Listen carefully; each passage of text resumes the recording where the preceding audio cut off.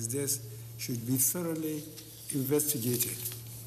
Meanwhile, it is important to recognize that the vast majority of men and women of the police force are hardworking and diligent in performing their duties. The few bad eggs should not be allowed to tarnish the image and reputation of the force.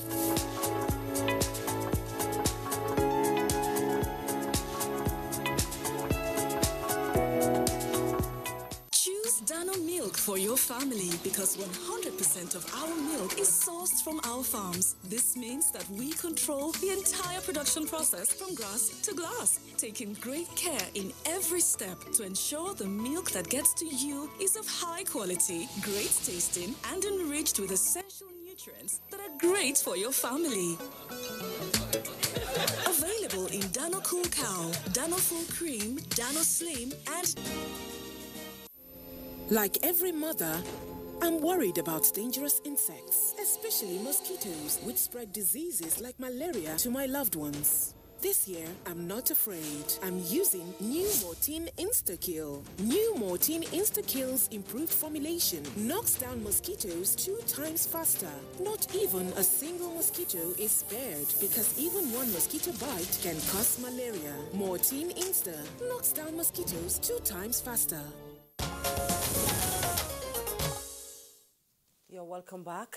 Now, less than 3 months to the end of the current economic recovery and growth plan, critical stakeholders in the diaspora are keen into the new medium-term national development plans. Details on Business News with Chimobi Walter Naji. With an estimated 190 countries battling the current global health pandemic, another global recession is imminent given the shutdown of businesses around the world. Nigeria is also crossing its T's and dotting its I's, having inaugurated a technical economic group for Agenda 2050.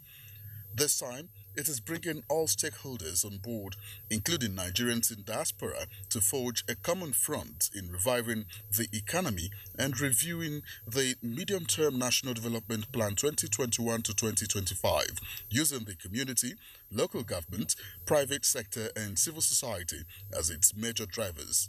The virtual meeting, anchored by the Minister of State for Budget and National Planning, Clem Ikanadi-Agba, is a think tank avenue for participants to come up with a workable national plan.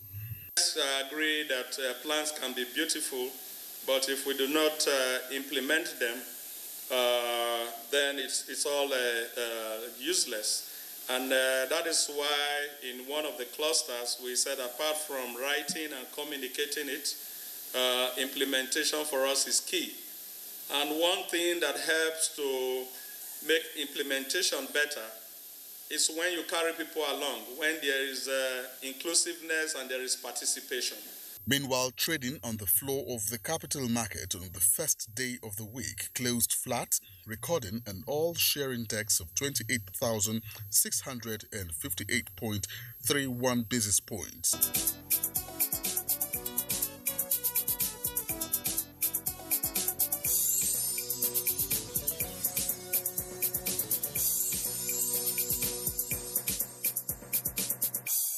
With Business News, I'm Chimobi Walter Naji. Many thanks, Chimobi Walter Naji, for the business package. Newspaper review is next.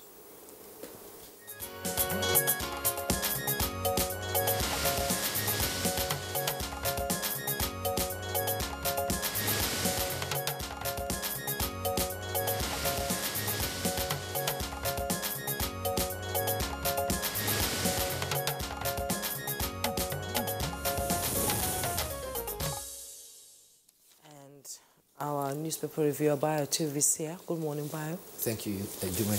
Good morning. Good morning, Kinsley. Right, good Bio, morning, good to see you. Okay, we start with the Daily Trust newspaper in this review this morning, and it's all about the SARS protest. You see the bold pictures there and the bold headlines. End SARS, chaos in Abuja states. With riders, 5 die, many vehicles burnt in FCT, and police open fire. Protesters break into Lagos airport and schools have been shut. 24-hour curfew after jailbreak in Edo. Activities grounded in Niger, Ogun, Oyo, and Akwa Ibom. And you can see the pictures there showing you the graphic images of protesters there, protesting against the authority. And they are being chased away by mobile policemen from near force headquarters in Abuja yesterday. Also, a police station was set ablaze by some of the protesters at Ubekun in Edo State and the vandalized correctional center along Sapele Road in Benin City of the state yesterday, where some inmates were also released. Find all the details on page 4. At the bottom plate of the Daily Trust newspaper, give peace a chance. Tinubu tells protesters. You find that details on page 8. Court fixes October 27th for Ian Zozo's case against Emir Bamali. Details on page 25. Death of man 23 in police custody triggers fresh protest in Kano. You find details on page 25. Kingsley? All right, we'll take a look also at the Nation newspaper, and the photographs on the front page of the Nation newspaper are from the various scenes of protests and counter-protests and clashes with regard to the NSAS and other agitations. You can see Abuja burning vehicles after a clash between pro-SARS and anti-SARS protesters. That's in Abuja yesterday. In Benin, Ubekun police station also raised yesterday. And then at the bottom, you see the Correctional Services Center in Edo State capital after the attack and the break. And Lagos, one of the RRS's rapid response operatives, you see him there with a broken skull. And in Benin, a prison official injured by hoodlums. There you can see him on this hospital bed yesterday. Protests turned violent in Abuja, Benin, and Lagos. Details are on page 8, but you have the following riders: 2 killed in FCT, vehicles bombed, 9 inmates shot dead, 2 prisons, 2 police stations attacked, 19 policemen injured. And then inside you have Lagos, Delta, Edo, Plateau, Ogun, and Abia get judicial panels. Governors to protesters, quit streets. Can 6 end to SWAT plans. Lagos closes schools indefinitely. Obasanjo and Aone meet on protests, and bullion van attacked in Oshogbo. And then right at the foot of the front page there, it says Emir of Zauzau case gets October 27 date. And Jonathan Oke's amnesty training. Then above the nameplate, you have reps to begin debate on PIB today. That's the petroleum industry bill today, and it's a bill to reform the oil sector. Details are on page 11. Court gives Undume 21-day ultimatum to produce MENA. That's page 7. And on page 33, Bello urges youth to dialogue with government. 1 died, policeman injured in Kano. And then below the nameplate says 16 doctors lost to COVID-19. That's page 7. 16 doctors in Nigeria, of course, lost to COVID-19. Okonjo-Iweala is best candidate for WTO job. That's us on page 7. Bayo. Thank you, Kingsley. Let's start with the situation report on the protestation across the country.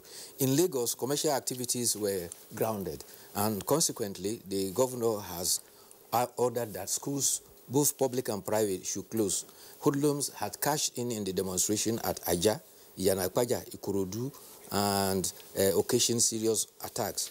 The governor has warned parents and guardians not to allow their children and wards to be used to cause mayhem. A former governor of Lagos State has also said that the point of the protesters have been made, they should give peace a chance. In Benin, 2 correctional facilities, one at Sapele Road, the other at Oko, were raided. So far, 1,258 inmates of the correctional centers are at large, and citizens in Edo are alarmed because they say they cannot sleep with their 2 eyes closed. In Abuja, the Commissioner of Police, Bala Chiroma, has called for calm following clash between pro-SARS and NSAS protesters. There were clashes reported in the Central Business District as well as Banex Plaza.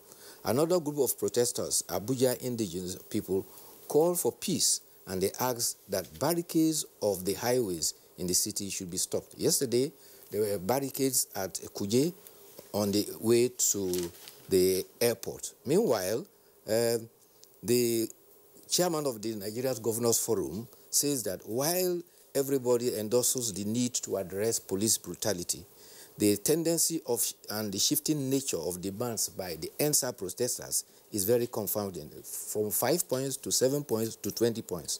This, he says, has created uncertainties, and it makes the expectation and ultimate goal very difficult to determine.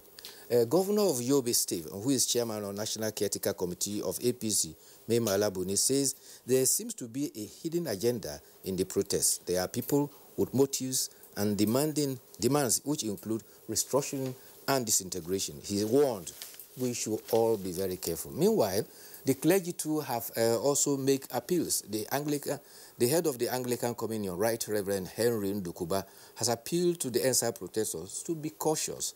He says their protest is genuine, but they should allow government time to bring solutions to the problems of police brutality. Meanwhile, the president of the Christian Association of Nigeria, Dr. Samson Ayokule, has said that CAN condemns attempts to stop or disrupt the peaceful protest that is guaranteed by law. However, he called on the military and the police to resist temptations of intervening to avoid a harvest of death. Meanwhile, the National Human Rights Commission has presented a list of 35 personnel of the disbanded SARS to the Attorney General of the Federation for prosecution. The Executive Secretary, Mr. Tony Ojukwu, said that the names were extracted from the Special Presidential Panel of SARS submitted in June. The Attorney General of the Federation, Abubakar Malami, said the ministry will do justice, ensuring that the prosecution, all those who are due for prosecution, and also take incidental administrative measures. On COVID-19, the chairman of the Presidential Task Force has urged everyone who has been exposed to unduly large gathering to get tested or to report any signs of symptoms. Boss Mustafa urged SARS protesters to hearken to invitation to dialogue. He emphasized that complying with non-pharmaceutical protocols and especially abandoning COVID-19 protocols are very risky. Dr. Sani Aliu, the national coordinator, also warned that mass gathering of any sort is capable of amplifying the COVID-19 cases. Nigeria has been able to flatten the curve, and unless something is done drastically, the persistent gathering of mass persons will endanger the COVID-19 status. Also, they have advised that Nigerians should be wary of traveling to United Kingdom, USA, India, Russia, and France. This is because COVID-19 cases have all of a sudden escalated in those countries. Nigeria has been able to contain the situation. So far, we now have 61,558 cases, and death toll stands at 1,125. Yesterday, there were only 118 cases, and the numbers have continued to dwindle. So we need to be very cautious. There is need to attack the police brutality, but the authorities should be given time to provide the solutions they have proffered. Violence will pay nobody any good. Since the government has accepted all demands from the protesters. Well, talking about demands, that's another dilemma now. Yeah. The initial demands were 5. Yes. Later on, it was increased to 7. As at the last count, the demand had increased to 20. And this is why the chairman of the Nigeria Governors Forum is saying that it's becoming confounding for them. But the governor of Kogi State has advised that the organic nature of the protestation shows that they don't have a leader. He has volunteered to serve as a leader of the protesters to ensure that their demands are presented and also met. Kesley. Yeah, well, that's it, Maya. We'll see how things go. That's our topic for discussion this morning. Oh. Okay, so we'll see you again tomorrow. Thank you for being around. All right, it's Good Morning Nigeria on the network service of the NTA. We're taking a short break now. When we return, we'll get ahead with our conversation segment.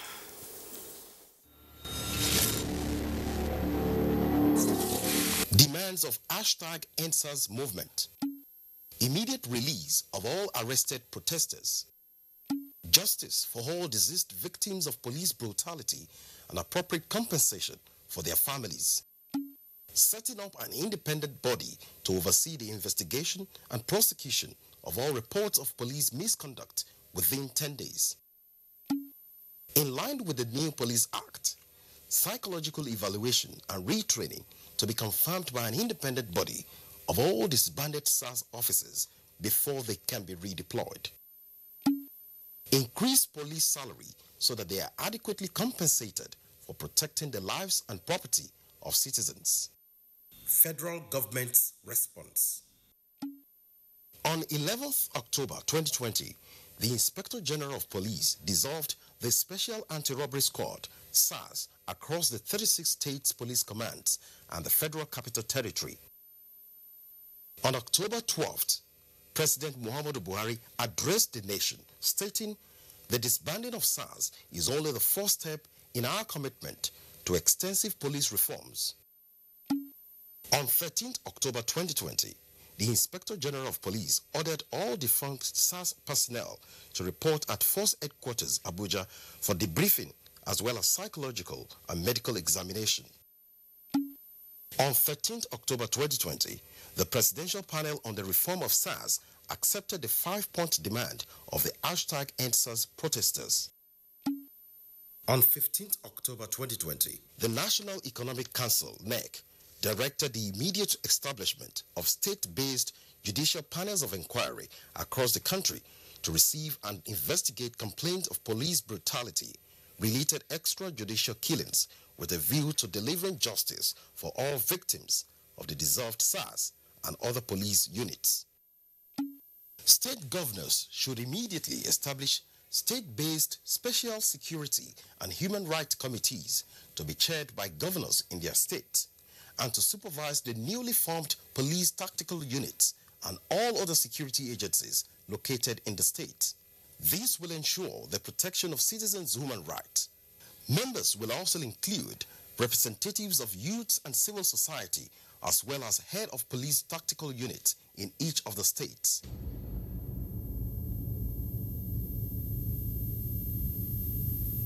Do you desire to upscale your skills and capacities for better productivity? Then you need to attend the following courses organized by NTA TV College, Jos. Photojournalism and Photography. Date 19th to 30th October 2020. English Grammar and Pronunciation for Broadcasters. Date 26th October to 20th November 2020. Protocol Event Management and Public Relations. Date 2nd to 13th November 2020. Intermediate Camera Operation Techniques. Date 2nd to 13th November 2020. Intermediate Online News Reporting Skills. Date 16th to 27th November 2020. The course fee for the 4-week course is 100,000 naira per participant, while the fee for other courses is 80,000 naira only. Accommodation inclusive. Venue for all courses is the serene and secure environment of NTA Television College, near Old Government House, Rayfield, Jos. For more inquiries, please call 0803-314-4383 or 0806-980-9807. NTA TV College, Jos, training you to be the best you want to be.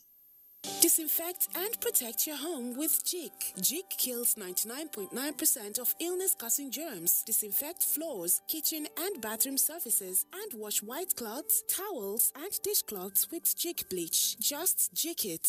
Disinfect and protect your home with Jik. Jik kills 99.9% of illness-causing germs. Disinfect floors, kitchen and bathroom surfaces, and wash white cloths, towels, and dishcloths with Jik bleach. Just Jik it. Thanks for rejoining us. And to begin our discussion on the subject matter, End SARS protest security implications, let's take a look at the background as put together by Abdul Malik Adiu.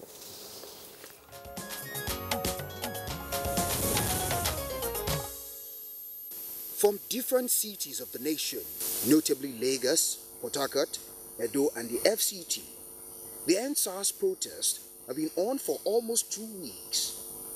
Under these 2 weeks, the protests, which initially came with the hashtag End SARS on Twitter, took on different dimensions, as some have snowballed into street protests, with many turning into violent of recent, with attendant loss of lives and property in some cases. This Monday in Benin, what seemed to have been a hitherto peaceful march in various locations across the city went violent with hoodlums hijacking and attacking the Benin Correctional Center, located near the city center, leading to the release of some inmates.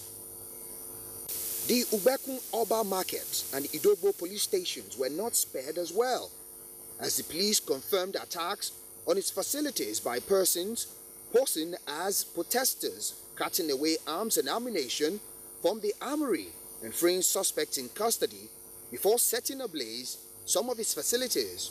Security experts are worried at this development, and some guests on Monday's Good Morning Nigeria emphasized the need for intelligence gathering to mitigate further hijack by hoodlums and nip all potential threats in the bud. The youths are still bent on their agitations, with a 5-point demand that encapsulate major police reforms from the federal government. Desperate times indeed call for desperate measures. Consequently, he directed the immediate establishment of judicial panel of inquiry across 36 states and the Federal Capital Territory. This is also in addition to states being mandated by the National Economic Council to constitute Special Security and Human Rights Committee, chaired by governors, to supervise the newly formed police tactical unit, and also establish a victim support fund to facilitate compensation to identified victims of police brutality. The coming days are filled with apprehension. Uncertainty still looms as to when there will be an end to the SARS protest.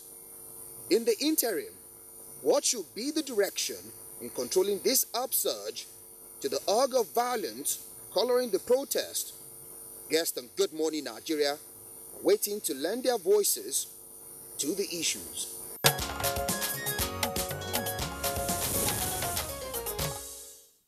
Many thanks, Abdul Malik Adio, for that elaborate background up. Joining us now to discuss issues pertaining to the SARS protests and counter-protests. Let's welcome the former Commissioner of Police here in the FCT. He's now retired, Lawrence Alobi. Pleasure to have you with us on the program this morning. Thank you. Good morning. All right.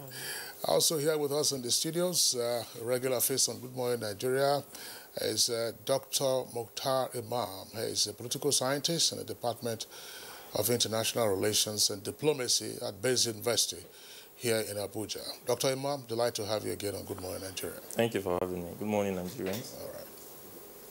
Still in our Abuja studio is Abdul Wahab Ekehide, Nigerian youth. You're welcome to Good Morning Nigeria.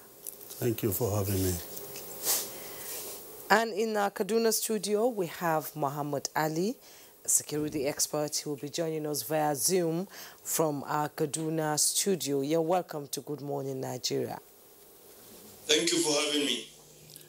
Hi, Muhammad Ali, your voice is loud and clear. It's been a while since we had you on Good Morning Nigeria. Once again, I joined my colleague to welcome you.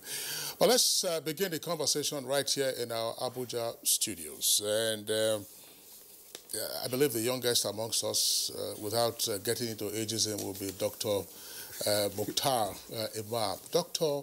Mukhtar Imam, what is happening? Thank you very much.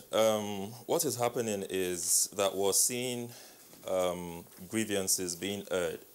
People are, particularly the young, are coming out to say there are underlying issues that are fundamental that requires the attention of government and people in position of authority. The reality is we have to get certain things out of the way. Like I said, there are fundamental issues underlying the Nigerian system. And these issues range from a deficit in governance, a deficit in development, and a deficit in peace. These three issues, the three are intertwined. Where you have a shortfall in development, whether infrastructural or whatever sort of development, and you have a shortfall in governance and people do not feel the impact of government, this is the end result of it, that there will ultimately be a deficit in peace. To what is happening currently, the young people and old alike are out on the streets grieving. They're airing their grievances, telling the government that there are issues, particularly as it pertains to the institutions that are supposed to be saddled with the responsibility with protecting lives and property. and that is the Nigerian police force. And an element of it, which is the SARS. People have been out protesting for a couple of days now and demanding an end to SARS, which ultimately we have seen the government yield to. The government has shown some level of sensitivity as far as its approach to the concerns of the NSAS matters. So basically what we're seeing is that people are demanding for good governance. They are demanding for an end to police brutality. Virtually almost, if not all, Nigerians have had experiences with the SARS. That is no doubt. Myself included. I've had SARS operatives point guns to my head and ask me for ridiculous things which shouldn't be, you know. So we've had this sort of experiences, there's no doubt about that. And this is what has led us to where we are right now. But going beyond that, we must understand certain other issues. According to one of the very famous authors in my discipline, Paulo Freire, he opined in his book titled Pedagogy of the Oppressed, and he said that in an effort by the oppressed to liberate themselves from their oppressors, they must be very wary so as not to end up becoming the oppressors themselves. It's a good thing that the young people and the old alike are out there protesting, but we must be strategic in thinking and tactful in acting. The young people who are out there protesting have put their grievances forward. The government have listened, and because the government has listened and has understood the sensitivity of the issue, that's the reason why we have heard the president disband himself, SARS. And from what we understand, this government has tried on several occasions. This is the 4th or 5th time that the government has tried to disband this outfit. And now that we have seen the government take this approach, it is very important that people who are out there on the street, young and old alike, myself included, because I have given my voice to this struggle, it is time that we begin to have town hall meetings. It is time that we begin to find a way to diplomatically end these issues, because the reality is protests, demonstrations, wars, if you like, have never ended on the streets. They have always had to come back to the negotiating table.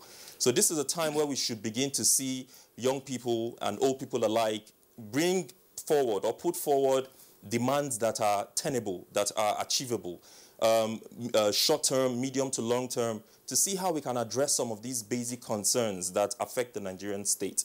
So basically, this is the long and short of what we're seeing. And the reason why I have said this is because we are seeing what is happening on the street. At the end of the day, two things will end this whole thing. If we do not heed to my first point of having town hall meetings and so on and so forth, we will begin to see that either this movement will begin to lose momentum going further, because like I said, we must try not to become the oppressors ourselves. A lot of people are facing difficulties in trying to eke a living for themselves. I saw a video a couple of days that a young man committed suicide because his phone was seized by SARS and he couldn't close a deal. I know somebody a couple of days ago who was trying to get to the airport to go to Lagos and close a deal, and my compatriots out there turned him around. Because he hasn't committed suicide does not mean he's not impacted. So what are we turning out to become? SARS ourselves? So these are some of the things that we must put into consideration and have an honest conversation around what we want to achieve. Or we will see that unscrupulous elements will hijack this whole protest, like we're seeing currently. Just a couple of days ago, 1,000 people were... Dr. Mukhtar Imam, we'll come to that as the program progresses. Now let me turn to Lawrence Alobi, former Commissioner of Police, FCT. As somebody who is conversant with security matters, you have added your voice for caution in the NSAS protest. Yes. The caution I want to advise the youth. The youth, what they are doing is very good intended, very noble project that will revolutionize and bring about moral leadership and moral followership in Nigeria. Because like he did say, there are a lot of deficit in leadership in good governance. And most importantly, he talked about the issue of SARS. And government has, like he said, government has demonstrated that quality of having a listening ear, being sensitive, be people-oriented. Government is all about the people. And if the people don't want it, they don't want it. And that is also in line with Section 14B of the Constitution, which says that security and well-being of the citizens, security and the welfare of the citizens shall be the prime purpose of government. I want to caution the youth. Let us apply wisdom. Like I said, I commend their effort. You see, change is one of the mantra of the president, and change has to be holistic change, not just cosmetic change. And this is what the youth have said. People are not happy, and the governance is all about people, about empowering people, not impoverishing them. It's empowering them and giving them, make sure that their welfare is being guaranteed. So when I'm saying the youth, they have good intention, everybody, and the government has also agreed to implement those 5 points. Now they need to plan. You see, that's what you fail to plan, you are planning to fail. Now the government has accepted to implement the various points and other points that they've added. The youth should demonstrate patience and understanding. Patience is a virtue. You see, anger is a beastly characteristic. You see, if you say you want anger, violence, the violence does not achieve anything. What should not apply wisdom? They should give government time. Even if it's 3 months lifetime, so okay, let's see what the government would do. Let the government have time to plan, implement, bring on an implementation strategy and a mechanism. And also, like I said, it's going to be inclusive. The governor even directed that all the state governors should set up panels of inquiry, just a panel inquiry into. These are all inclusive mechanisms that governors introduced, which has never happened before. In fact, this town hall meeting, which the doctor said, I introduced when I was CPFCT in Kwali. There was serious crisis in Kwali. I was when we initiated town hall meeting. That was how we resolved the problem in Kwali. So this consultation, sincere consultation, and truthfulness is a foundation of all virtues. Our leaders should be truthful to the people, and the people too should be loyal and dedicated. You see, law are meant to be obeyed. One thing that this country is that when first on our rights, we don't think about our obligations as citizens, as enshrined under 24 year of the Constitution. 24 year of the Constitution says that it's a primary duty to every Nigerian citizen to assist the maintain of law and order. And the prime beneficiaries of safe and secure environments are the citizens. So the citizens should also cooperate with the police, assist the police, and what gladdens my heart is that youths have now come to make the government of this country to appreciate the invaluable contribution of the police to the well-being of this country. If you fix the police, you fix Nigeria. The police is the closest government issue that everybody sees every day. If you don't fix the police, the rush in the police today, the youths have made Nigerians the government to know that the police have been so brought down, so deprived of no funding. See, today policing and law enforcement is technically driven. You cannot procure technology with bare hands. You can't ask a child to go and fetch water with a bare hand. You have to give them a bowl to fetch water. You have to empower the police, give them motivation, give them necessary equipment. Today, policing is knowledge-driven. I had acquired knowledge through capacity and training. They're not being trained. And again, like he's talking about, I also want to enjoin the police themselves to look inwards too.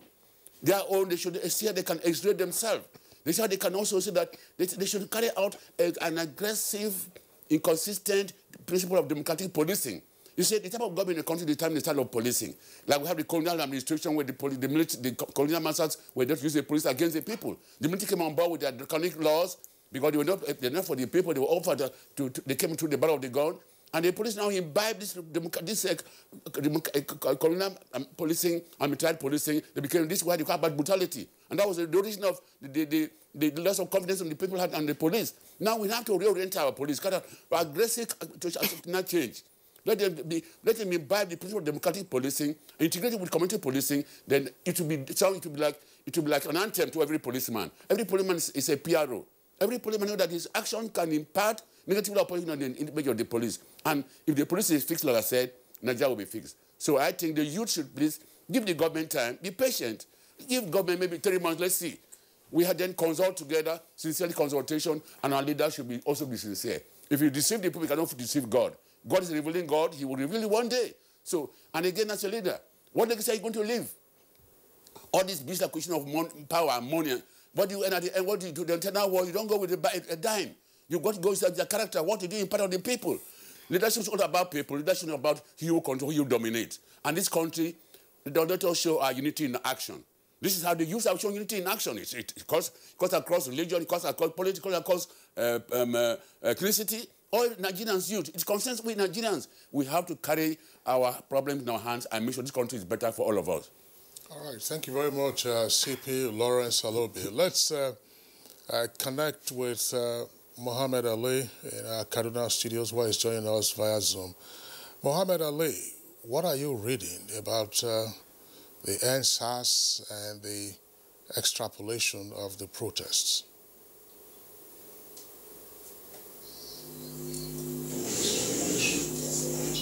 Well, the SARS protest,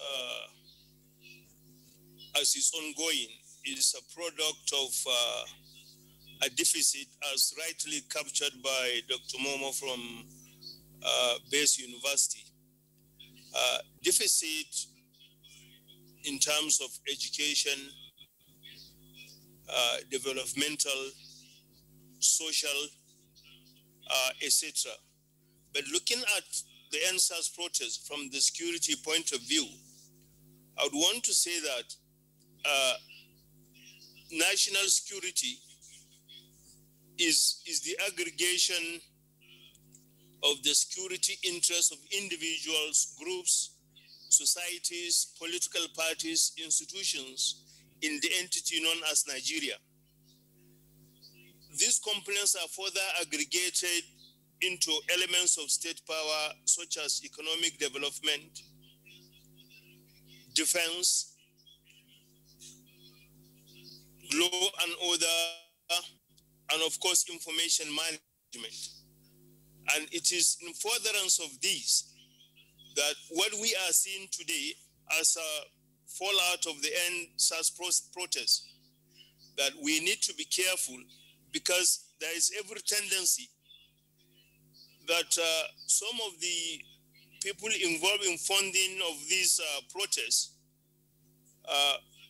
could be working for foreign vested interests with a view to creating problem, as we have seen in the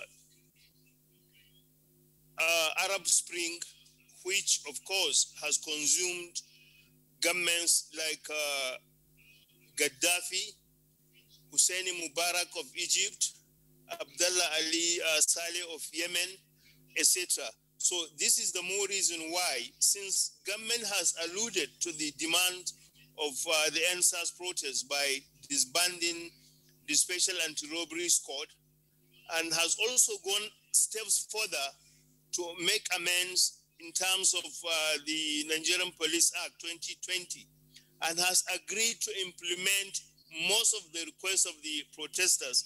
I think it is about time they call it off and get back to their normal activities, so that we can have allow government some time to start implementing some of the positions or requests that have been put forward.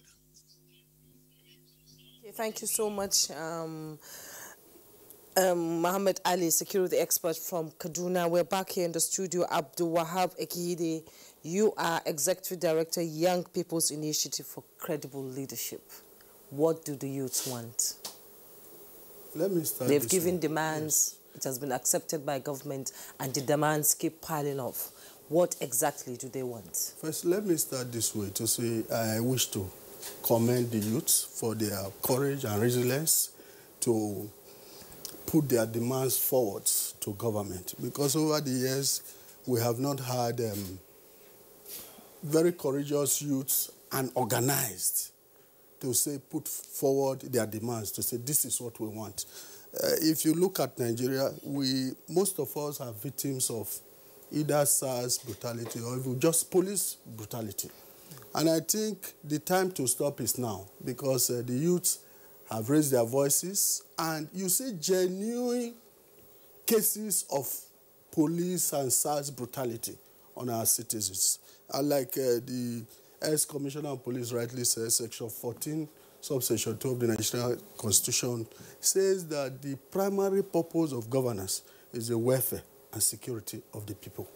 And that is where we all should hold government accountable. But I also want to remind them that police brutality predates even the present administration. We are all aware what has been happening, but I want to also tell our young people that, yes, the struggle they have embarked on is our struggle. They are all fighting for all of us, not only themselves that are on the street. We are with them. I have been part of them. In fact, I even joined one of the protests. When it started earlier, I joined one because it is genuine protest. It is a genuine demand, and government must listen. Unfortunately for the present administration, they have been a listening government. They did it not only listen, they have acted. They said, okay, what do you want? You want SARS to be, disbanded, end SARS. The president swiftly gave a directive that SARS should end, and SARS have ended. Now, they are also complaining, why did the IG just come up immediately with SWAT? But in security level, I'm not a security man, but I know that you can't leave a vacuum, because that space SARS is occupying, they are protecting some things for us. We might not appreciate it now, but there are some things they have been protecting for us. So if you leave a vacuum, then some infiltrators can, through that place, get into the country and even harm these same youths who are agitating for for this end SARS. Now, the advice I have for the youths, young people, is that, look, this struggle has been a long time struggle, and they have done it at the right time. And the President of the Federal Republic of Nigeria has acceded to their demands, as presented at the earlier stage. Now, moving forward, what do we do? The young people should pause. I'm not saying stop, but pause. Just pause and allow government. And look at the actions government have taken. They have directed, the Vice President of this country directed state government, because as is provided by the law, it is only the state government that have the power to set up a judicial panel of inquiries. He has directed that they should set, and most of these states have set up their judicial panel of inquiry. And even Lagos took the lead by even announcing the members, even some from civil society, some representatives from the young people. Now, what they now need to do is to, put all their demands and requests in black and white and forward those in their various states to the judicial panel of inquiry and give government, because government, but what I want government to do, they should give timelines, because we don't have time.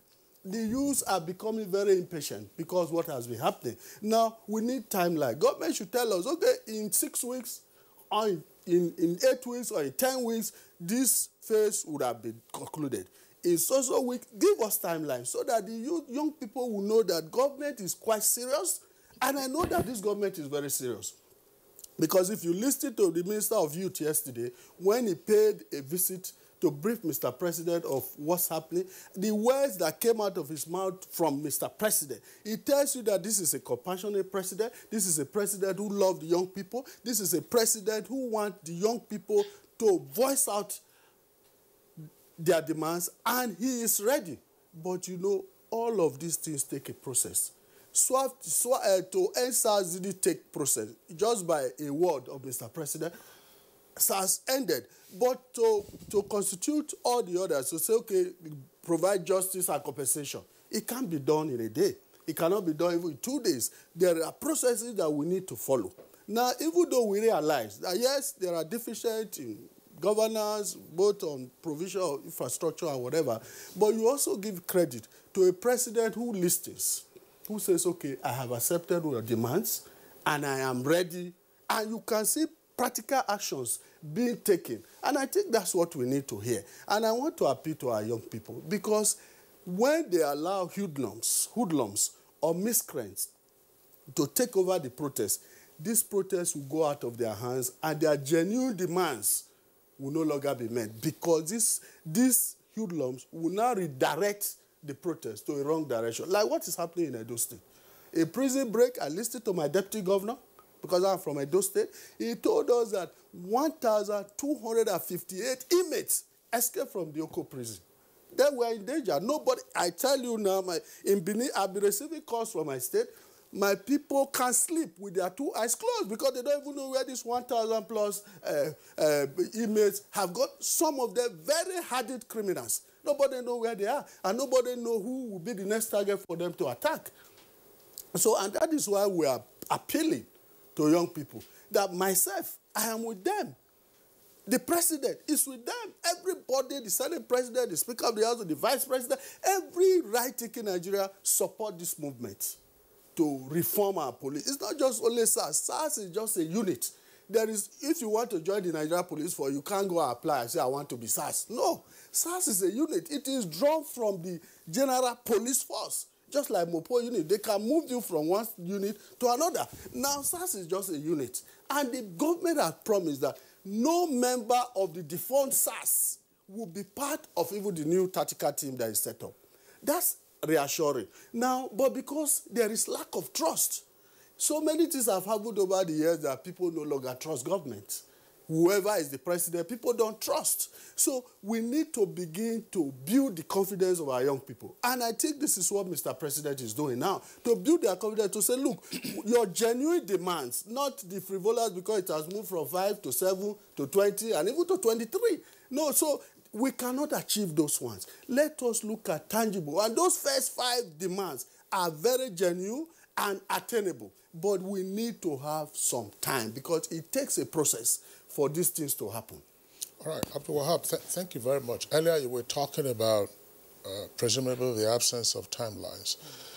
The judicial panels of inquiry and the related matters, I think they have a 6-month deadline to achieve all of that. There are sittings, there are recommendations, white paper, payment of compensation where the need arises. That 6-month deadline was also indicated because it took a while for them to pour through the number of petitions that may be tabled before the various panels as they begin their sittings. They've been constituted. Lagos has done one, Edo has done one, Plateau has done theirs, and I think a number of other states have also done theirs. Let's bring in again Dr. Mukhtar Imam. Dr. Mukhtar Imam, at the beginning of the End SARS protests, it was peaceful, relatively peaceful, but we saw first in Lagos the attempt by some hoodlums who came in a BRT bus to disrupt the protesters' sittings at Alausa. That's where the Secretariat of the State Government is located. And after that, the End SARS protesters themselves decided to hire private security guards, so bouncers, as it were. But we have seen now also that it's virtually gone out of hand. So you have anti-SARS protesters. You're also now having pro-SARS protesters. What exactly is happening? Are these agents provocateurs who've been unleashed onto the anti-SARS protesters, amongst the SARS protesters? They are young people. I don't think I've seen any from the footage of the videos that have been in circulation in the social media. I don't think I've seen any elderly person or any middle-aged person amongst those, who have engaged in the arson and facilitation of jailbreak. Yes, that's very correct. Majority of the people on the streets are young. On the side of those who are for the End SARS and those who are alleged to be the pro-SARS group. The reality is virtually all protests. You look around the world, what we're seeing now in these demonstrations and protests we're seeing is not just peculiar to Nigeria only. It's a global phenomenon all over the world as we speak, in Lebanon, in Iraq, in Chile. The Chilean example comes to mind. Just a couple of days, the Chilean youths were also on the streets protesting peacefully, as was alluded to by the entire international community. But within the space of hours, certain individuals who were alleged to be hoodlums had taken over the protest and were burning down government establishments and institutions. You see, these are some of the things that we're trying to talk about. The Arab Spring is even too far, and its uniqueness and peculiarities are different from what we're seeing here, even though they share certain similarities. But then this incident that just happened a couple of days ago is a very clear case of what could be in a protest that is not properly managed and allowed to escalate. You will definitely have miscreants coming into it, taking advantage of the system and so on and so forth. But again, because of the gap that exists in terms of understanding, sincerity, in terms of trust, confidence building between the sub and superstructure, that is those who are in position of authority and those who are supposed to be governed. A lot of people do not really believe in what governance is about and what people in position of authority promise to do. And that's the reason why the reality is a lot of us have said it was very naive of the IG to have set up or rather pronounced SWAT just a couple of hours after the disbandment of SARS. Reason is because of what I mentioned earlier, the gap that exists, the mistrust between government and the led. Time should have been given. There are genuine grievances that have been put forward, which has led you as an institution to disband this outfit. Time should have been given. Those standard operating procedures that people have talked about that is literally non-existent should have been addressed. Those financial misgivings or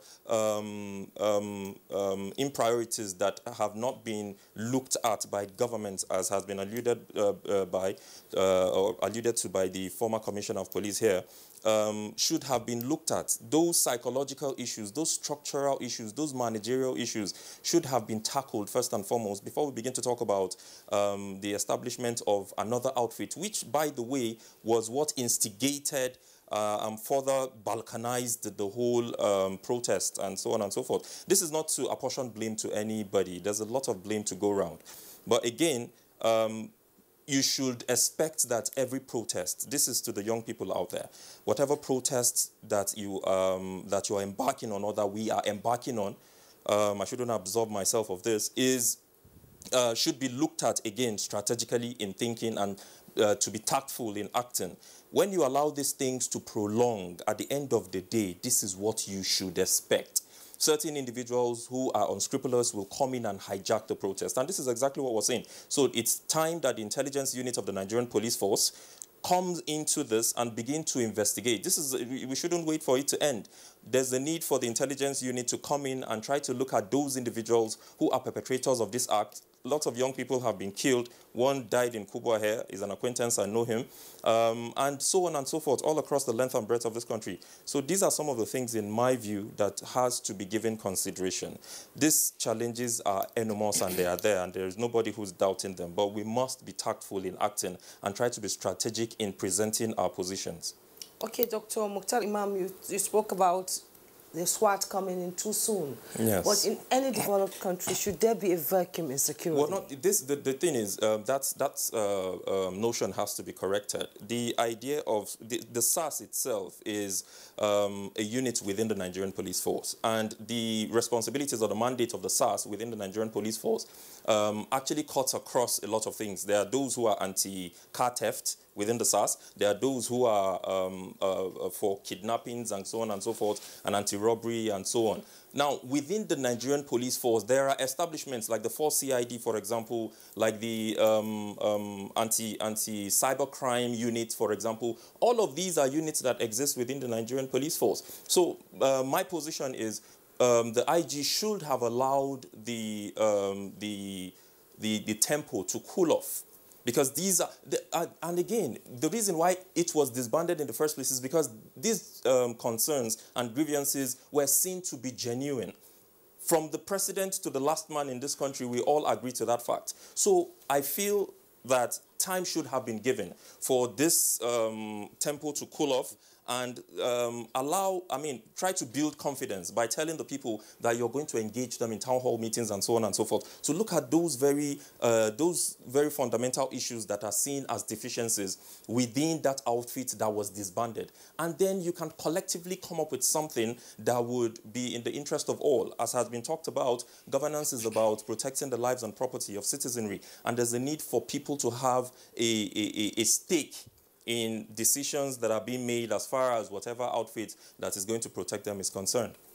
Thank you very much, Mukhtar. Well, let's bring in again CP Lawrence Alobi. You wanted to respond to some of the issues that Mukhtar raised. I saw you. Yes. I'm really very, very disturbed when you see, like she said, what your co-producer said, in life abhors a vacuum. Violent crime is one of the greatest threats to peace and security, life and property. Violent crime, armed robbery, kidnapping, banditry, and so forth. These are violent crimes.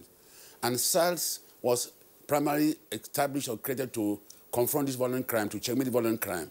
Now that the IG has humbly, immediately they said SARS should be banned, he did that humbly and promptly too.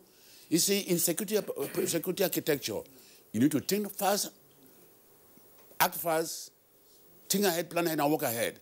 If you allow, as now that IG has disbanded SARS in line with public demand, Now, if you do, are you now saying that we should leave Nigerian society to left to the hands of miscreants and criminals that can now go and plunge the whole country with violent crime and robbery and so forth? Even some of these people who are even protected, some of them might have wrong intention, like it's happening. So I think what the IG did is based on professional and creative thinking. He was able to ensure that there's no gap, no vacuum, because violent crime is the greatest threat to peace and security, like she said, all over the world. And police has a duty under the Police Act to ensure that life and property is protected, peace, law and order is being maintained, and nations are built on law and order. When there's no law and order, there'll be anarchy, and when there's anarchy, no governance. If there's anarchy, now we cannot even move from our house into this studio. So I think is that the youth should understand that IG should be commended for his prompt, creative thinking and for acting promptly. Because if there had been a vacuum, then we will all say, oh, what is the police? What is the police? We'll come back again to blame the police. So the Nigerian police should be commended for instance, even throughout the period of this protest, police have never, the IG did warn that nobody should use force, and the police actually acted promptly, professionally, and they've not used excessive force on the protesters. In fact of that, some policemen were attacked, some policemen were killed, also fatally injured, and they gave some protesters who are protesting genuinely were even attacked with some miscreants. So, like you see, when you want to organize a protest, that's why Public Order Act provides. You must consult with the police. The police have a duty to maintain law and order. Because if you organize people, you're organizing, calling people to come and demonstrate, you don't know their intentions. You don't know the kind of whom they are.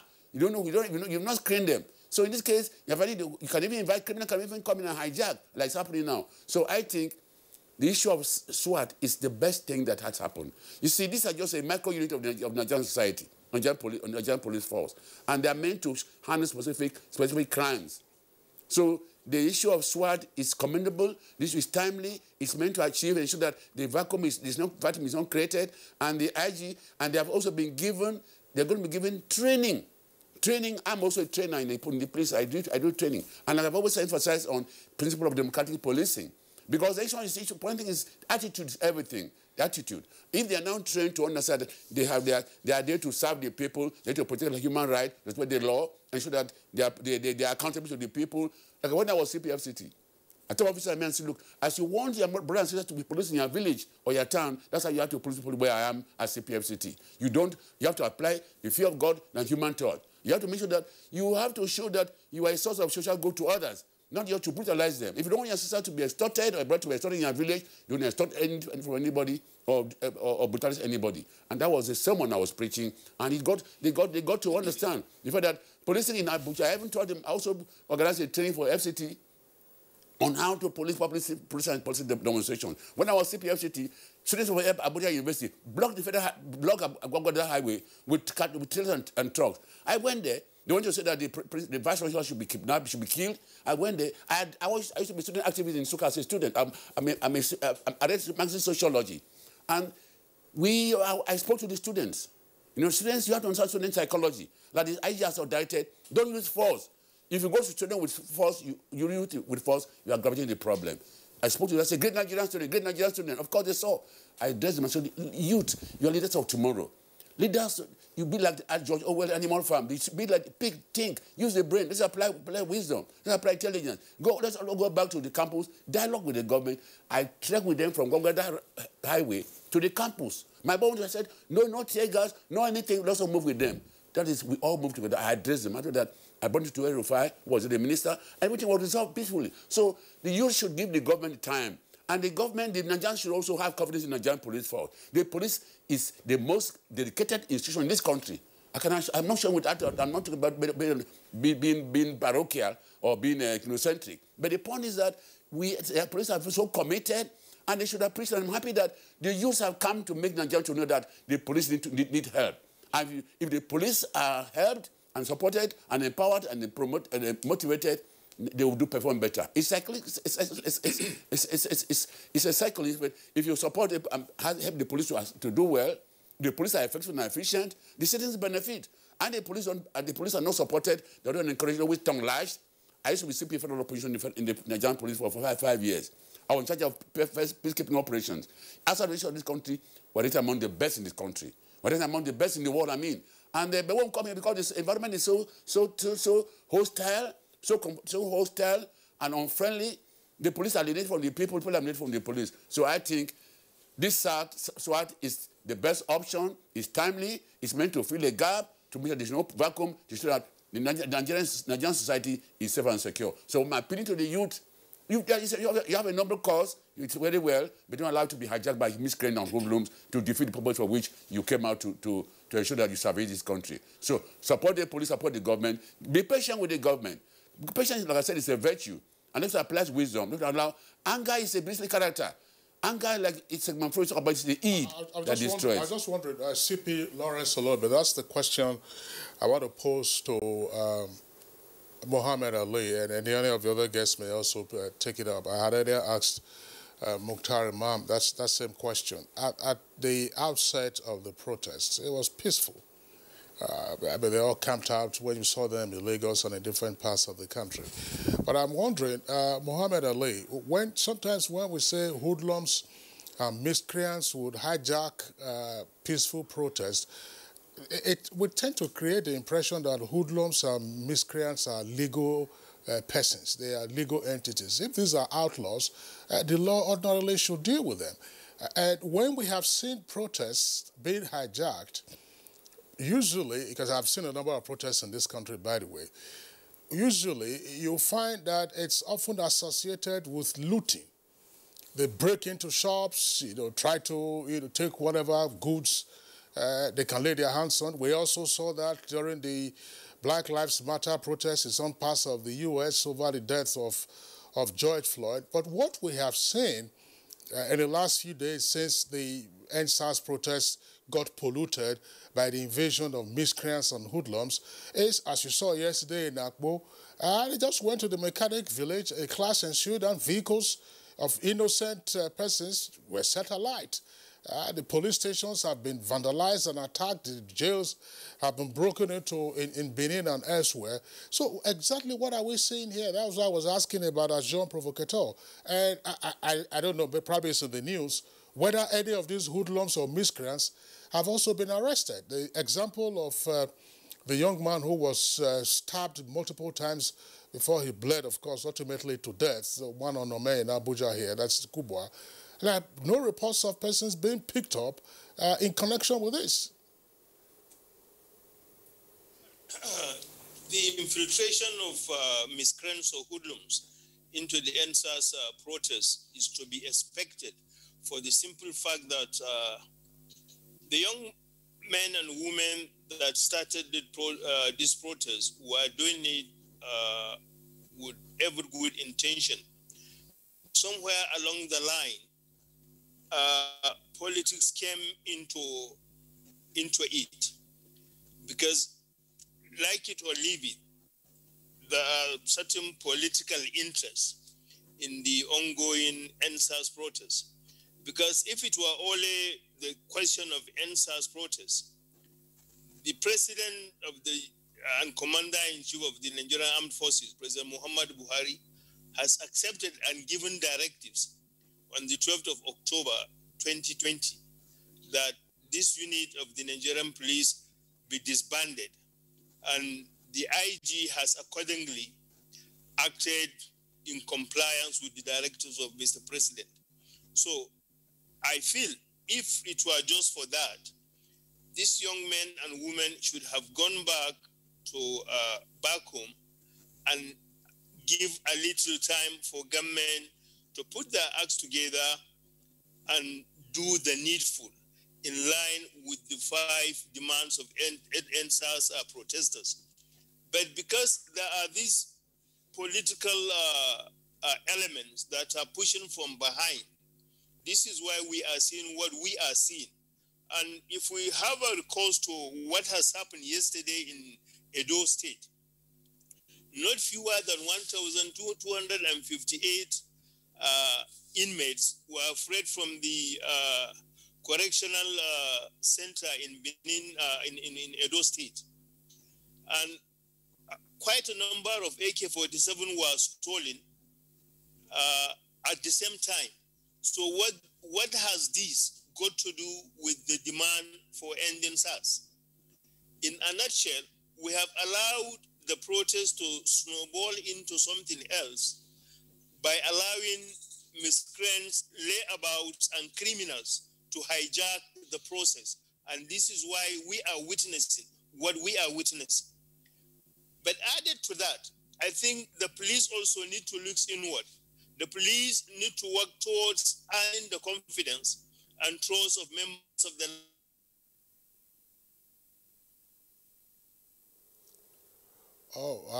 Mohammed Ali, we lost him there with the Zoom connection. Once that is restored. All right. Mohammed? Hello? Yeah, Mohammed, we can hear you now. We can hear you. Mohammed Ali, we can hear you. Good. So the police have a lot of work to really earn the confidence of the larger society by reducing in some of its excesses. And at the same time, there is a need, since government has accepted the demands, the first five demands, which are very tenable, then there is also the need for government, particularly the Minister of Education, to hasten to open tertiary institutions. Because by the time we have so many young men and women sitting idle at home, certainly they will be open for all sorts of manipulation by anybody. So this is why I think it is important something is done, and immediately too, to look at the need of immediately reopening all tertiary institutions. But this again does not in any way stop people, particularly the political component of the protest. Because on Wednesday, I believe certain elements went to Wuse Market to recruit keke napep riders and truck pushers and pay them, gave them T-shirts to join the NSAS protests as SARS protesters. And in the process, some scuffle ensued. This is why I was fighting amongst the groups, which led to some vehicles having their windscreen smashed and issues like that. So we have to be very careful and ensure that, by ensuring that we don't allow these things to get out of hand and allow people who have some political scores to settle to hide under the facade of NSAS protests to create a very serious conflagration under the cover of NSAS protests. Mohammed Ali, security expert, thank you. Dr. Mukhtar Imam, I'll come to you on, should they be going back to the drawing table? Yes, that's what the end game should be. Regardless of what has intensified the crisis, regardless of what policies have been made and have not been made, regardless of what pronouncements have been made and have not been made, the one thing that stands out in all of this conversation is the fact that government has been able to meet the primary demand of the protesters ab initio. When they came out, the first thing was about ending SARS. The government has done that. I think this is the point where we need to begin to think about how to have meetings with the government. We should see these protesters. You see, when you talk about protesters not having leaders and so on and so forth, it's not something I buy into. The case of Hamas, for example, in Palestine comes to mind. The Chilean example comes to mind. There's the need for these young people. This is not a carnival. You can't have everybody on the street come and sit with the government and negotiate. There's the need for the youth to... There is no way we're saying amongst the people who are on the street, you cannot find 5 to 10 credible people who will sit with the government and negotiate and find ways around resolving some of these contending issues. So this is the time for it. Else, like I said in the beginning, two things will ensue. this protest is going to be hijacked, as we're beginning to see now, or secondly, the movement is going to lose its momentum, and at the end of the day, the public sympathy, was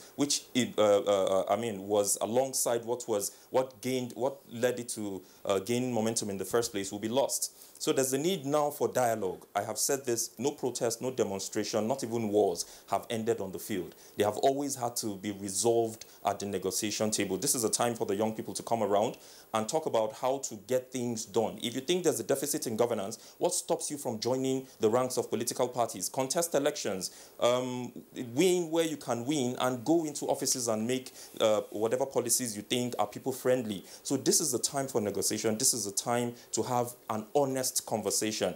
This protest cannot endure forever. All right, thank you. Abdul Wahab, okay, let's bring you in again. The security perspective to all of this now, we're seeing the escalation of violent activities by rogue elements into the protest. What needs to be done to stem what ordinarily started out, as you have all indicated here, a worthwhile agitation by aggrieved young persons? Taking from where Dr. Imam stopped, the fact is that no war, demonstration, or peaceful protest end on the street. We can't start and end it on the street. At some point, we need to get together on a round table and then discuss the way forward. Because violence does not bring about peace. Violence does not bring about good governance. Violence does not bring about security. All of this will amount to more insecurity and then violence. Because as you see now, like Dr. Imam also alluded to, these people might be losing the sympathy of Nigerians, because of course the protest is now inconveniencing majority of Nigerians. Majority, like you saw yesterday, the FCT youths they came out to demonstrate. They were at the force headquarters to say, look, this protest is disturbing. It's making our mothers and fathers not to be able to go out for their lawful businesses. Some that used to say, even along the airport, you see women selling corn, roasting, boiled corns, but they can no longer do that. So you are already stopping the livelihood of some people by this action, by this protest. You are stopping people from lawfully going about their lawful duty to earn a living for themselves. And these people are also part of the victims of what you were fighting for in ab initio. Now these people will begin to now say, because you are fighting, does that mean that because you are protesting, you will not allow me to go out? These people might now lose the sympathy they were giving you. And they also come out now to say, no, we too want to drive you out. And that's already going to be a clash, and there will be problem. So what I advise, like I said, let them pause. And I want them to, just like Dr. Imam said, select leaders amongst yourselves. Select them. No, government will not select for you. By yourself, select your leaders. Say, okay, you, go and represent us. These are the demands. You know them. Go and sit with government and always feed us back. Like the judicial panel of inquiries, at every state, they should constitute themselves to go there and sit and they talk.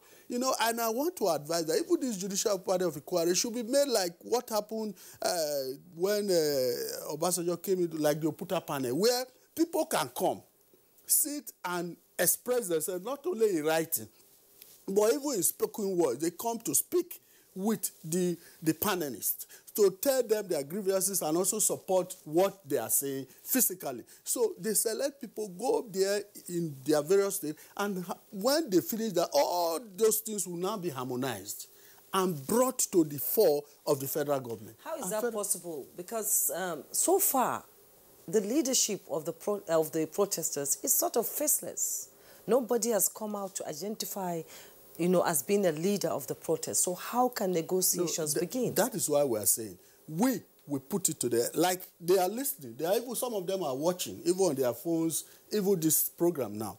I am personally appealing to them that, look, there cannot be, in fact, any movement without leadership is like sheep without shepherd. They are bound to get lost. in the middle of the way, because there must be clear leadership. Now, if they don't have, it is now a duty. We are telling them, select leaders by yourself, amongst yourself. It's not government that will go and say you are the leader. Let them by themselves select their leaders to come and sit with government. Of course, as they are demonstrating, they know some of these people who they have confidence in, who they know who actually represent them very well. They should by themselves pick them. Those who they know they are very... When you say, and Imam has also echoed that point, that the youth should be ready to get to the table to negotiate with government, the first part of negotiation, from what you have also elaborated, Abdul Wahab, shouldn't be the federal government. Yes. You are suggesting that since judicial panels of inquiry are already being constituted, the youth should take advantage of those panels. Yes. You have also suggested that the panels should, of course, be open, should have open public proceedings, and they could also borrow from the Oputa panel, where you have not just written petitions, but also oral petitions. Yes. That's to say, if you like, a truth and reconciliation approach, as it were. All right, so those are some of the issues on the table right now. We'll take a short break. When we return, we'll continue with the conversation. A new edition of TV Guide is out, featuring great personalities from all walks of life. Expository interview with a young TV presenter who shows passion on what she does, Morayo Afolabi Brown of TVC. Pick a copy of this compendium of mind-blowing stories and get abreast with issues as regards media convergence, leadership, health, star profiles, star programs, fashion, sports, human angle stories, and lots more. Meet some media professionals within our space who have paid their dues in no small ways. TV Guide, very incisive, very educative and compelling. Grab a copy at the vendor near you or NTA stations nationwide. TV Guide, your indispensable companion.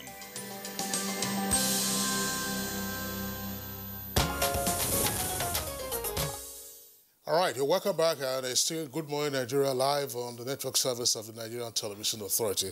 We still have all our guests, and just before we went on that short break, we tried to summarize some of the key takeaways from today's conversation, as to say the next steps for the #End SARS protest, which has now become a byword, as it were, for a wider range of demands. But let's come back to CP Lawrence Alobi.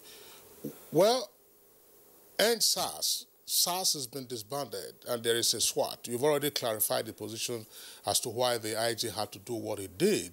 But there are larger issues relating to police reforms.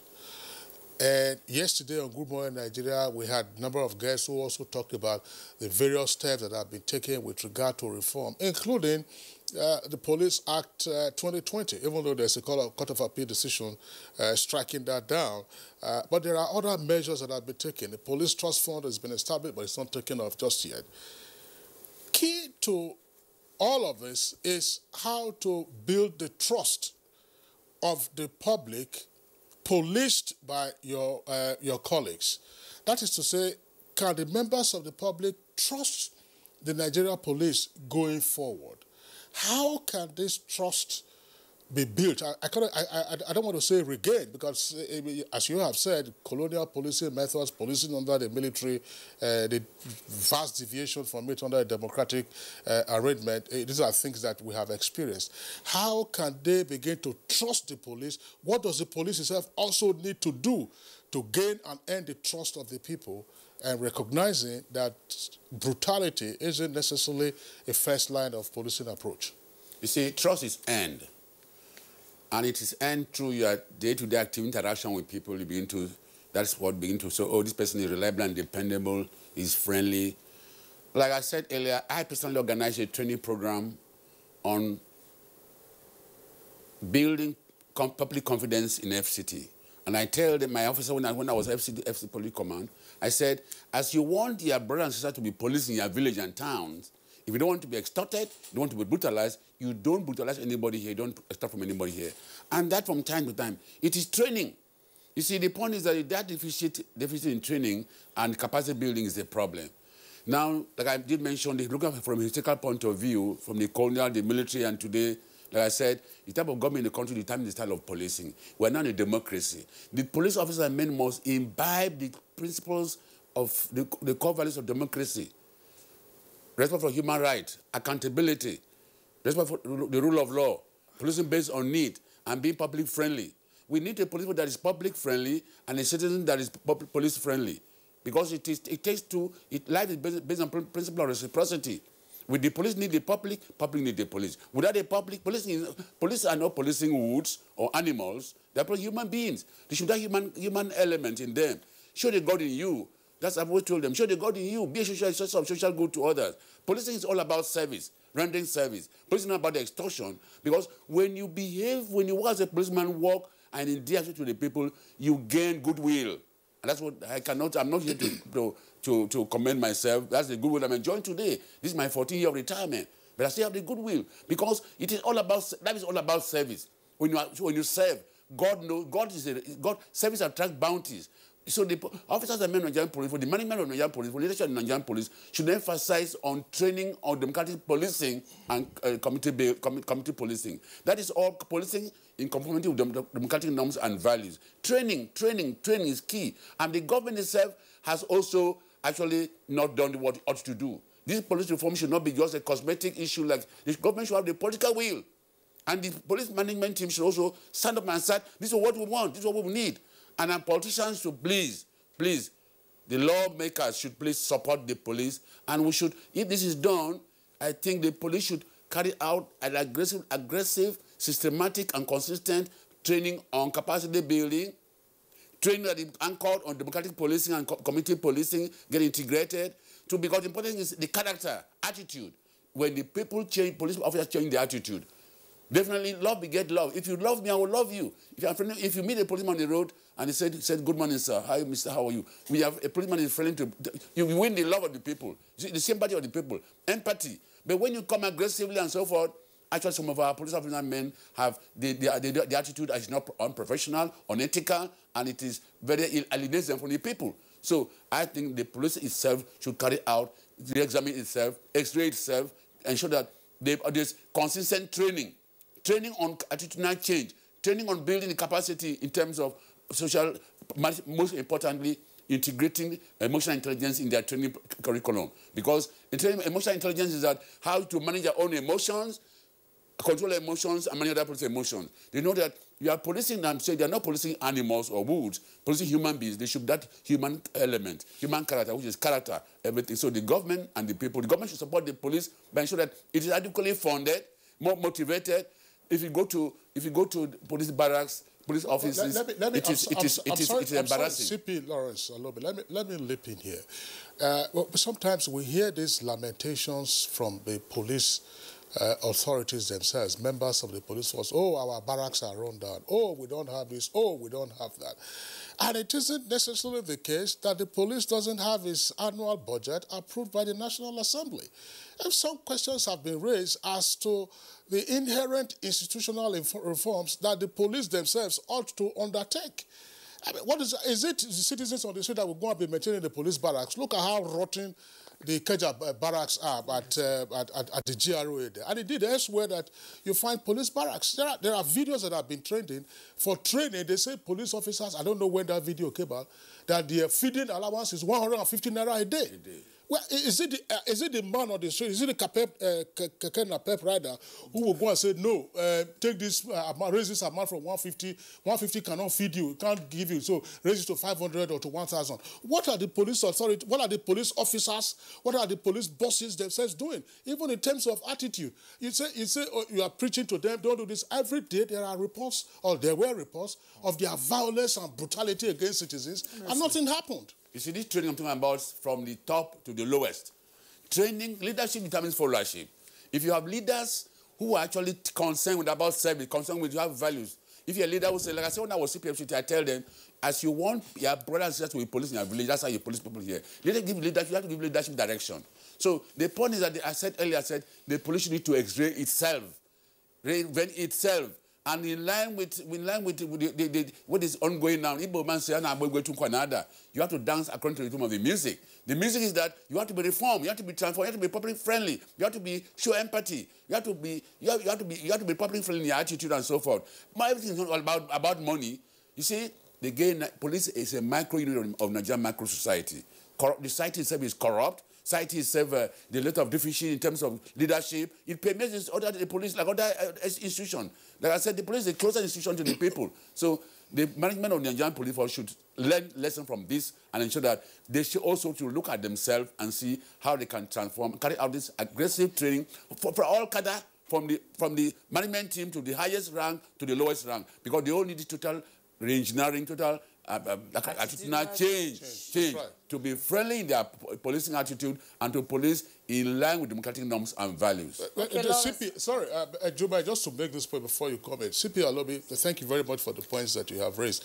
We know that there are hard-working, diligent, brilliant, dedicated policemen, either serving or retired. But when you say it is because society is corrupt that has permeated society, that has permeated the police force, some persons will, you have seen, I've seen some videos trending recently of military officers at checkpoints reprimanding some other uniformed person for this untoward activities. I'm sure, Imam. Yes. I have seen a couple of these videos. And the reality is, like you have alluded to, these things are real, they're genuine, they're happening. And so there's a need for the police force to take that responsibility and own up and look inward and try to look at some of those issues that are contending within the force. The civil police relation is absolutely non-existent. It is not even there. Majority of Nigerians see police as you know, an opposition or an enemy, so to speak, for lack of better word. So the reality is these psychological evaluations and re-evaluations have to be done within the Nigerian police. The image of the Nigerian police, like it or not, take it or leave it, has been bastardized. It is one that requires a complete overhaul. These reforms we're talking about, I hope we begin to see practicable and actionable things or steps being taken within the Nigerian police to try to, you know, assuage some of these issues so that we don't, I mean, virtually everybody on the streets go out there. It's practicable. The good thing is the CP is speaking from a position of vintage. But what happens out there on the streets, the kind of ordeal people will recount to you is quite damning of the Nigerian police. So we need to begin to look backwards. We need to, I mean, that's a very beautiful establishment. That is an outfit that should be in the forefront, in the vanguard of the campaign for safeguarding lives and property and putting people first, because it's the first establishment that was ever put in place before we began to see all of the other civil outfits emerging after them. So the police needs to do a lot. These evaluations have to be done. Yes, no doubt, the Nigerian society has its fair share of issues around crimes and so on and so forth. Even with the case of the NSAS, I made this argument a couple of days ago on a separate platform where I said the truth is these issues that are being talked about, crime rates being on the high, cybercrime in particular, in parts of this country, these issues are there. They are germane. And we as young people need to sit back and talk to ourselves about the rise of cybercrime, what we call Yahoo Yahoo, the rise of cultism in some parts of the country, and so on and so forth. These things are a significant part of what constitutes the insecurity we're talking about in the country. It's just that we refuse to look at some of these issues. So while these issues are there, they are very, very real. People have had to contend with them, but the Nigerian police needs to do a lot within itself. The image of the Nigerian police out there is nothing to write home about. We have very good policemen, people who serve diligently, honestly, and are dedicated to the service. But the reality is the actions of the majority of individuals within the Nigerian police force has robbed off these group of persons we're talking about. So yes, these issues are there. We've seen cases. I have been a witness to where a soldier had to reprimand, like you said, a policeman for taking bribe. He said he was literally arguing, I mean, I should take it. I am a policeman. Why should the soldier take what he was talking to somebody who was driving a vehicle and carrying goods. These are the sort of attitudes we're talking about. And these attitudinal problems are very rampant. They are very clear within the Nigerian state and especially within the Nigerian police force. So these things need to be looked at critically. Okay, Dr. Mukhtar, thank you so much. We'll now go to Kaduna briefly, where Muhammad Ali is. Dr. Mukhtar has talked about Yahoo boys and all this digital technology out there. Nigerian youths are awesome when it comes to brain work, and they are out there, you know, doing what they are doing. They meet in workplaces, deep workplaces, where they have meetings on this protest, and then they come out here and, you know, sort of, you know, hack into the government system. It has been done, and they are still doing it. What happens if government comes to a standstill?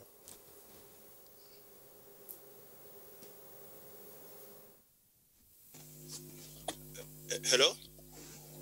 Can you hear me? Hello? Can you hear me?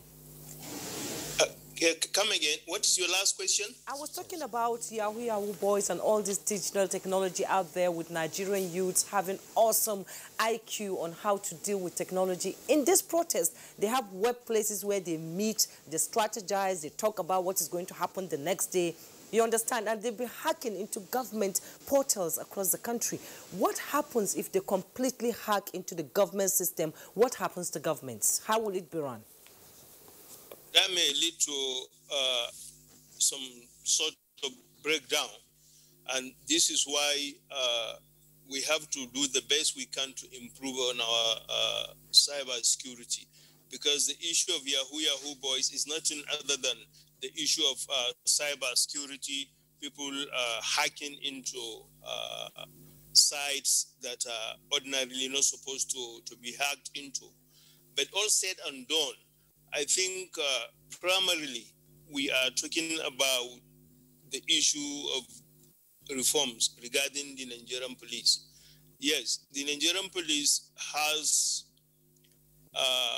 an identity problem in the sense that apart from the said reforms that have been been talked about, the Nigerian Police Act, etc., there is also the need for a timely evaluation of individual police officers and men in terms of drug and alcohol tests. Because some of the killings we witness on our roads or at checkpoints are precipitated as a result of the malfunction of some of these officers and men that are sent out there to be on roadblock or to be on patrol. Some of them, before going out on patrol, get drunk.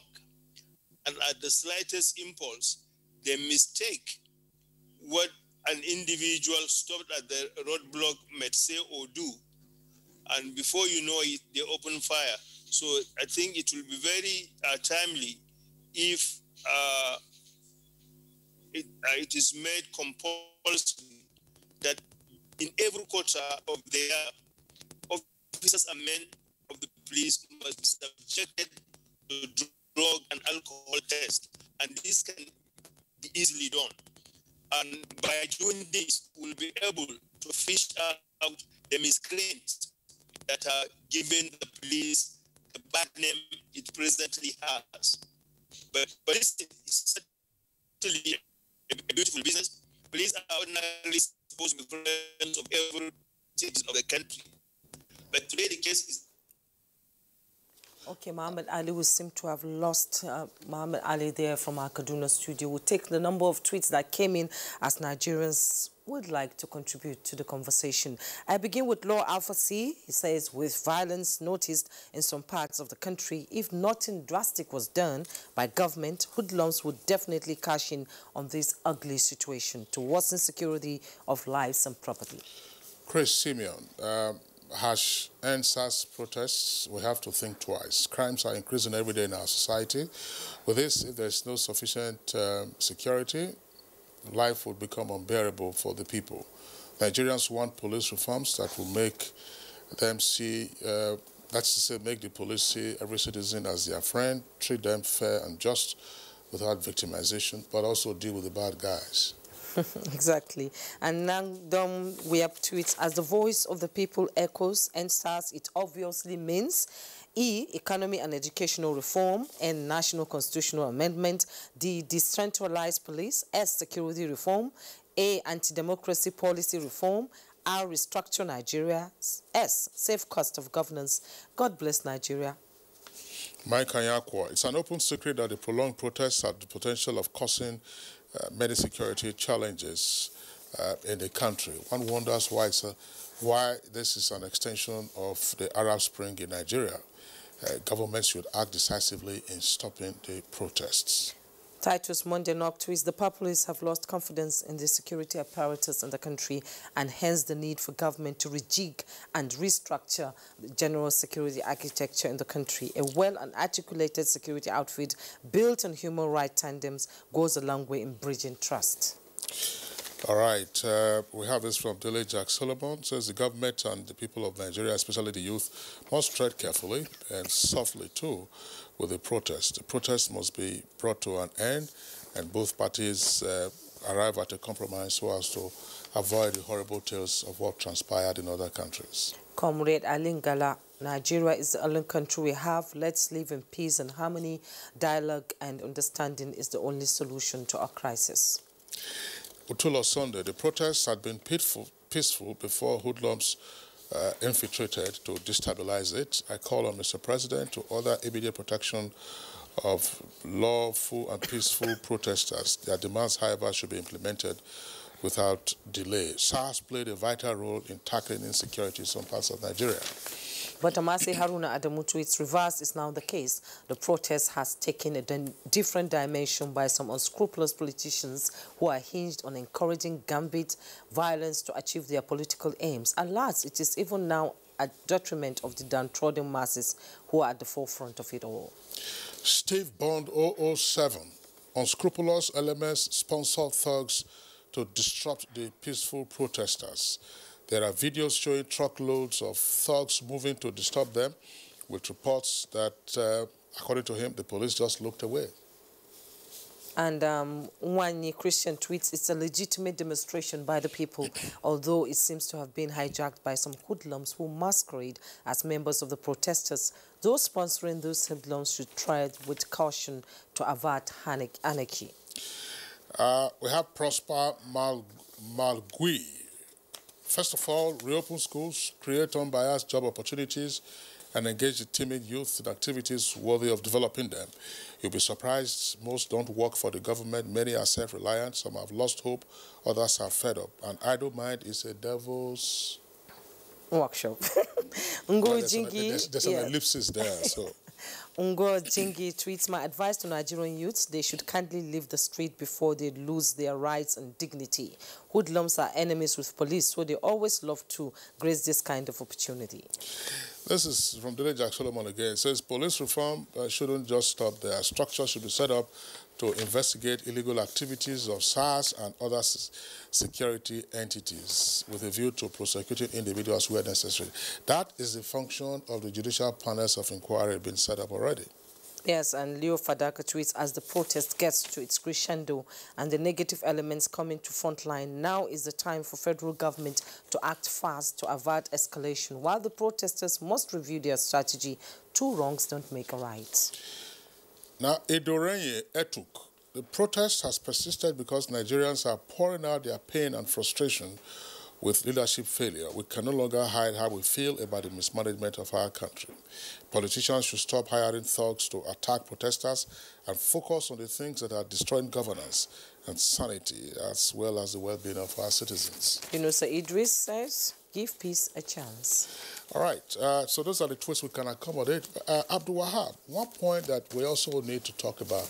You've seen the protesters, when they started out, was 5 for 5, the list of 5 demands, ramped it up to 7, as you are saying, and others have also been saying you have about 20 or more demands. Part of what brought about SARS, part of what brought it about, and we're not talking about cause and effect necessarily here, is that a number of these young persons, of course, have been engaged in unwholesome activities.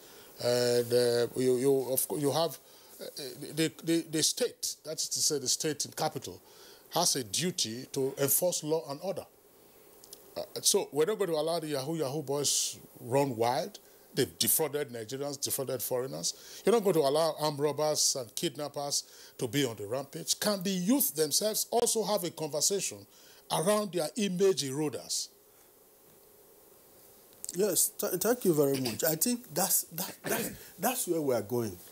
And I think that's what the youth themselves, the young people should realize. They're looking forward.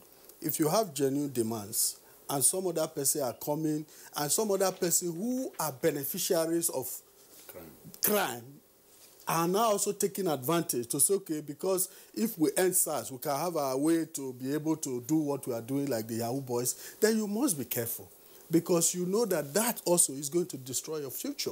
Because if we turn all our youth to Yahoo boys who are defrauding other people, because there are people who have been defrauded and in that process they have got to commit suicide, they have died, they have lost all their livelihoods and they don't have anywhere to go and then they go and die. So you are causing sorrow to some other people when you defraud them. So, and that is bad. So we should be able to, even the youth needs to have attitudinal change towards the country. We need to have character reformation. All of us must think Nigerian, because what I see here is that most young people are being fed with wrong information, and so nobody actually believes in Nigeria. We think Nigeria is just for anybody, just go and take what you can get and get out. And when they want to put law and order, they want to resist.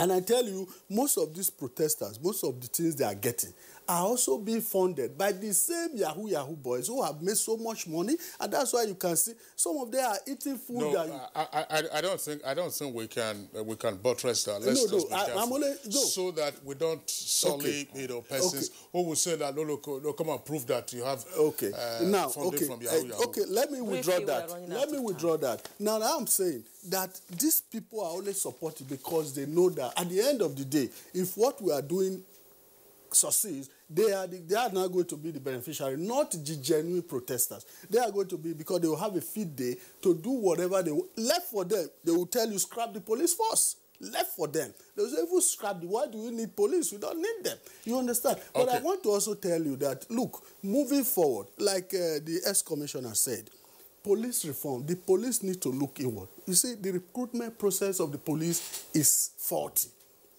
Because even in the recruitment process, a hardened criminal can be recruited into the Nigerian police force. And when you recruit a criminal, because there are no processes to check those who are recruiting into the police force, and you now recruit them, they become licensed criminals. Because ordinarily they are criminals, but now you give them license, they have a gun, they have an ID card, and they become, and that's how they corrupt more members of the Nigeria police. Right. Okay, Abdul Wahab Ekihide, on that note, we thank you so much for coming on Good Morning Nigeria. He's Executive Director, Young People's Initiative for Credible Leadership. Thank you so much for your input.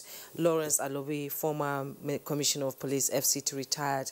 As always, it's a pleasure to have you in the studio. Thank you very much. Dr. Mukhtar Imam, Political Scientist, Department of International Relations and Diplomacy, Bayes University. Your input, as always, is quite acceptable on the program. And from our Kaduna studio, Muhammad Ali, security experts, thank you so much for coming on Good Morning Nigeria. And on that note, we say a goodbye on the program today. Thanks so much for watching. I am Juma Yusuf. Program returns tomorrow, same time, 7 o'clock in the morning. Stay safe and be well. Kingsley, signing off.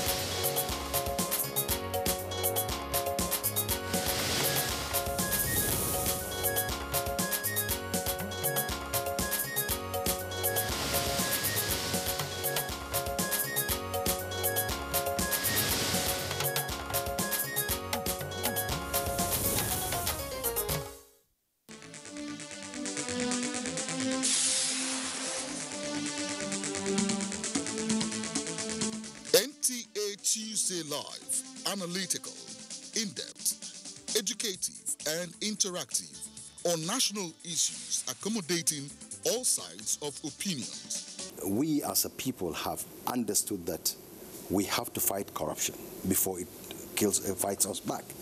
Poverty has a financial index, so it should be fought also with a financial weapon. Give it to the social investments program.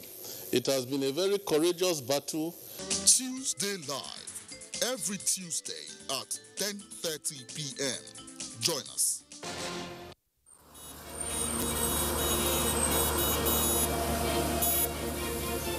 Lives are in your hands while you drive.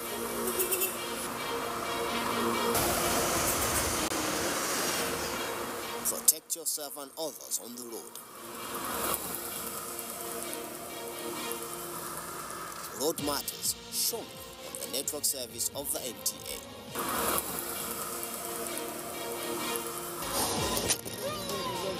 Join us.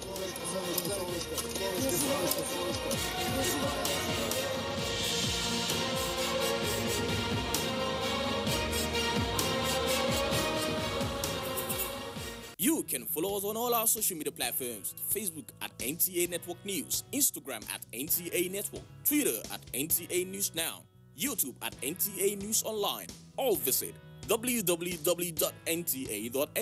For live streaming, visit www.nta.ng/live. Now, you can stay updated on the go, be it on your TV, iPhone, laptop, or iPad, or download the NTA mobile application from your Play Store or App Store. NTA, you can